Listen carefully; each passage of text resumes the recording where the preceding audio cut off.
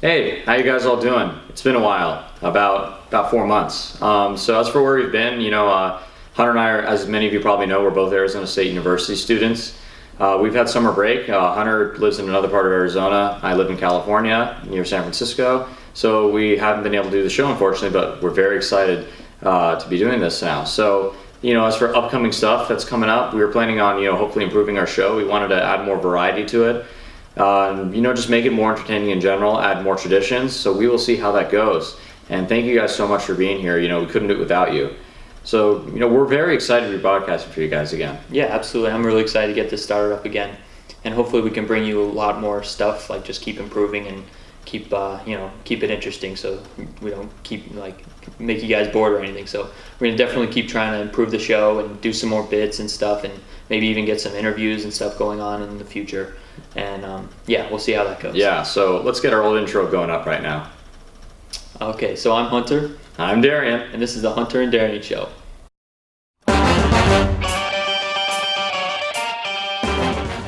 So Sheriff Joe Arpaio, he's the former sheriff of Maricopa County, which is the county where we are currently in, which is pretty cool.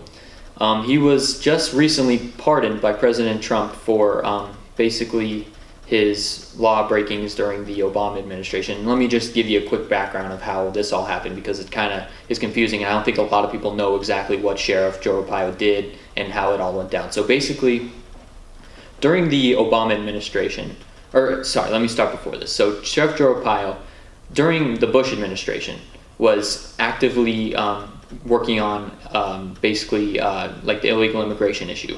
And what he would do is he would mainly target Latinos as coming through the border. At least he would order his the immigration people, of course, to target Latino people to see if they were illegal immigrants or legal immigrants, and basically pull them over according to their Latino, their race, I guess, if you want to say that. But basically, when the Obama administration came in, they said, no, we want you to not racially discriminate against people. You should not pull over people just because they're Latino, all that stuff. But after that was ordered to him, Sheriff Joe Arpaio just basically ignored it and just continued to target Latinos. So after that, he refused to do that, and he was later charged and convicted with contempt of court.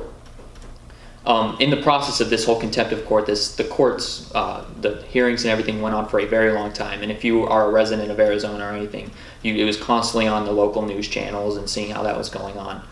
And it cost the taxpayers of Maricopa County nearly $70 million. So it was really, really, really pricey for the taxpayer by a lot of means.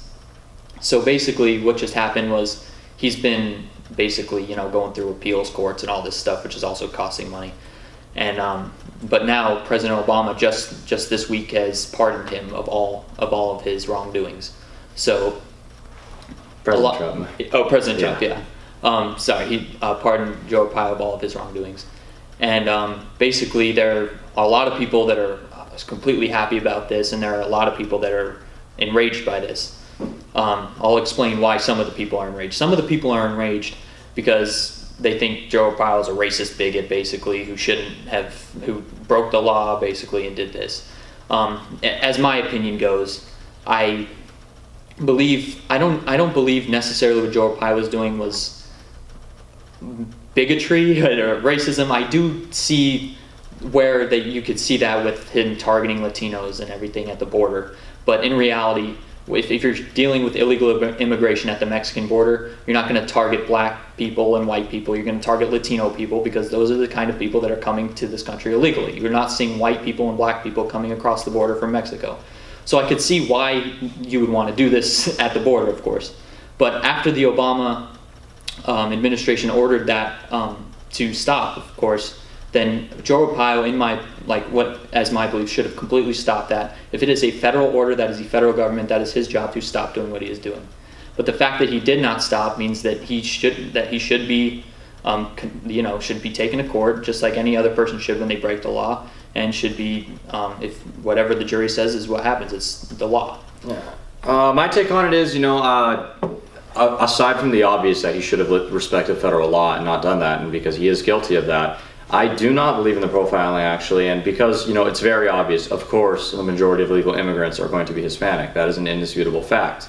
But I do not like the idea of having the power to go and pull people over without driving, because that's basically pulling people over without probable cause, which in my opinion is an infringement on basic civil rights. And if you're taking a Latino who is in Maricopa County, who is a completely legal citizen, I find that not to be okay, because that, in a way it can be kind of considered harassment if, let's say, they're constantly getting pulled over. I do not like that. I think if it's reasonable, it could possibly be reasonable to check that if someone was already pulled over for some kind of other traffic infraction or committing some other crime, then sure, I wouldn't find it unreasonable to be checking their status. But out of the blue, I do not like the idea of that, because there could be perfectly law-abiding citizens who are here completely legally, and I don't believe they deserve that kind of thing. Go ahead. And some Republicans and conservatives are very happy that Trump did this, and honestly, I disagree. Even as a person who is typically more conservative, I don't see how Republicans and conservatives could say that this is a great deal, because honestly, these are usually the same people that are like very angry when Hillary deleted her emails after a federal subpoena, which is obviously completely illegal. And then, of course, all the charges and all the, Comey stuff that happened with that. The taxpayers are paying nearly $70 million for him in his case, which is pretty ridiculous. So it's very much, there's a lot of hypocrisy within that argument. Definitely. And interestingly, some Republican leaders are against it as well. For example, first we'll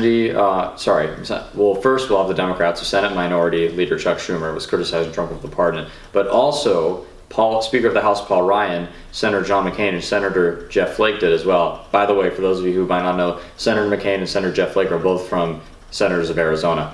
So I found it to be interesting. There's definitely quite a lot of divided opinions about it. Yeah, absolutely.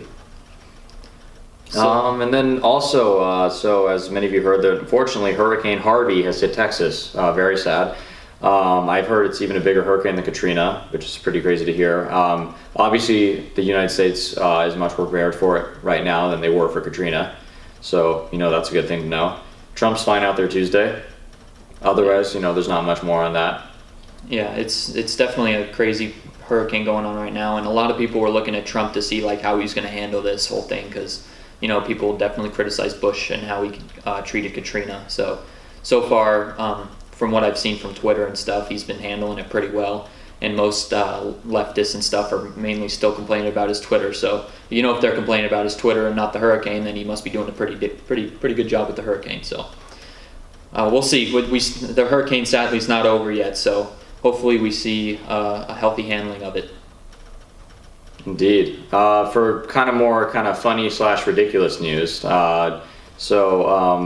Interestingly enough, there's an Asian American sports announcer named Robert Lee, and he was reassigned from announcing at the University of Virginia football game in a few weeks, and this was due to the race riots in Charlottesville, Virginia.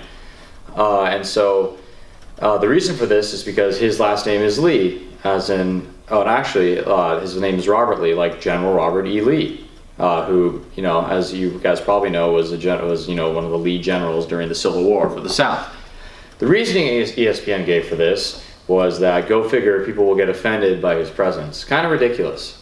Yeah, totally. They said that it was for his protection, because apparently there's going to be so many memes of how he's a racist because his name's Robert E. Lee, or excuse me, just Robert Lee. But I think it's pushing this agenda, you can't put Robert Lee on the TV because he's a racist icon of history, and people are going to get offended and all this stuff, and it's really just kind of garbage television, really, and it kind of shows how even if not even non-news television sources like ESPN can really just kind of spew out this leftist garbage. Yeah, and even Keith Olbermann was saying that this was bad, and as many of you know, he is quite the lefty himself. I've seen quite a lot of kind of almost propagandic videos from him against Trump. So that was honestly a little surprising to me. Found that interesting. Yeah, so now we'll move on to anything and everything, which is what we're just talking about, anything and everything that has been happening to us. So yeah. Do you want to talk about the Turning Point of USA? Sure. So Turning Point of USA is hosting a Western Regional Conference this year. And that might sound like nothing to you guys, but and when I explain it, you'll think it's pretty cool. So a lot of political speakers are coming. They're inviting young people, like, so specific to our demographic, people who are either like, a lot of college kids obviously will be there. And they will have political speakers there, including the almighty Ben Shapiro. So that's pretty cool. So Hunter and I were planning on applying to that, so we appreciate your support in that. And we're actually going to talk about our show in there, so hope it all goes well. So if you're from Turning Point and you happen to be watching this, like, what's up? We'd love to come to your thing. We would love to come. It'd be an honor. We really love our show. We've been doing it for a while. Also, please check out our previous episodes if you're interested. We have some great episodes as well. So that's cool. We watched the Mayweather versus McGregor fight yesterday, me and some friends. Hunter wasn't there for most of it. He was going back home. He had to go to his home for a bit, and he came back. He saw some of it, though. Yeah, it was cool. It was quite the adventure. I said to my friends, hey, come on over to our place. Hunter and I are roommates, by the way. Yeah. I said, come on over to our place at 6 p.m. We'll watch the fight. And they're like, how are you going to get it? I'm like, we'll find a live stream. It'll be easy. That didn't prove to be easy, unless you want to pay $100. So, that was quite the runaround. We did quite a lot. Then one of my friends actually called some friends who said we could go over to their place. That was really cool, but it was a little late for that. But they sent us a stream, worked for a bit, it got out, then we video chatted a friend. It was a great time. The fight was fun. Unfortunately, it ended a little early. I personally was rooting for McGregor, but I figured, Mayweather was more than likely to win. It was quite a bit of fun. Yeah, I saw on Twitter earlier that Mayweather actually is a Trump supporter, so I didn't know that until today. Really? Okay, yeah. That's interesting. Yeah, so I don't know. Similar egos, I guess. Yeah, there we go. The narcissism, I guess, that kind of go hand in hand. Kind of makes sense. As for me, I've been thinking I'm about to go rush some fraternities. I promise you I'm not, I promise you guys I'm a good guy. I'm not changing or anything. I still love politics and all that. But yeah, that should be cool. It seems like a great experience. I'm very excited to do that. Yeah, and I think it's cool that, like, being a part of a group and stuff, and how you were like Boy Scouts as a younger guy. And yeah, stuff. That's a lot of it. I love the Boy Scouts. It's a great organization. Yeah, that's cool. So as for me, I've been car searching recently, which is kind of tough or whatever.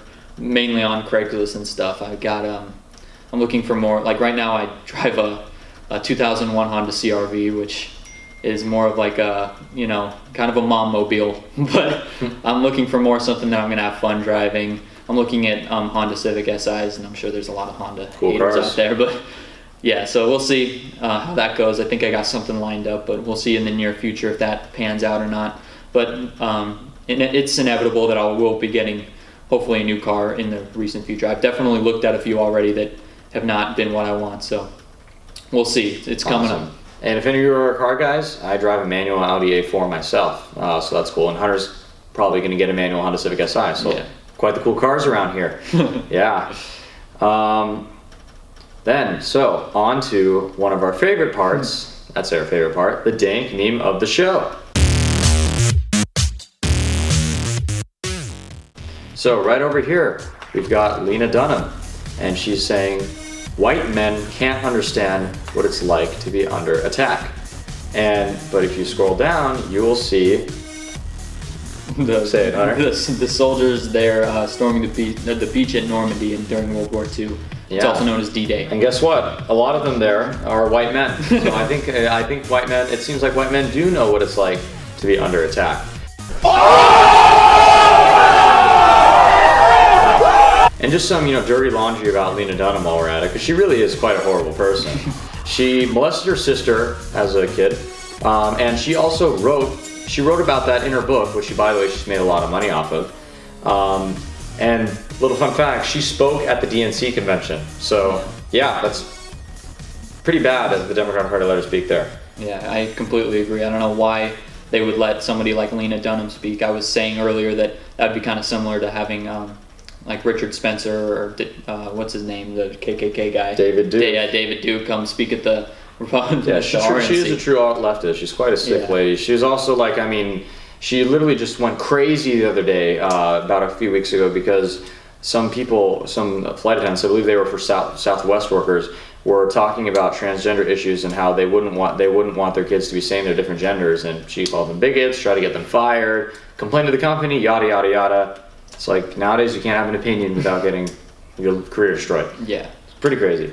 Yeah, exactly. Lena Dunham, until she proves herself to not be a crazy leftist, we're going to keep addressing her as that. So Yeah. there we go. So She even said she wished she had an abortion, believe it or not. Oh, And yeah. regardless of your views on abortion, I don't think it's a good thing to want to be terminating a pregnancy, like, as if terminating a pregnancy is some kind of good thing you should be Yeah. proud of. That's ridiculous. yeah, Give me a break. it's definitely something that's not like something you should want to do. Like it's almost similar to like saying like, oh, you wish you had like a tragedy to understand how bad it felt. Like, no, you don't wish for something like that. Absolutely ridiculous. It's something sick, and I don't get why she would say something like that. Yeah.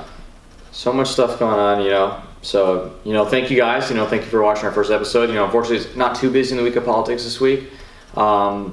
But, I'm sure there are going to be plenty more things to come, and we're very excited for that. Yeah, make sure to tune in next time. We'll be back here. We're going to keep improving, so please keep up with us, and we'll keep up with you for sure. It's going to be great. Thank you guys, and God bless America.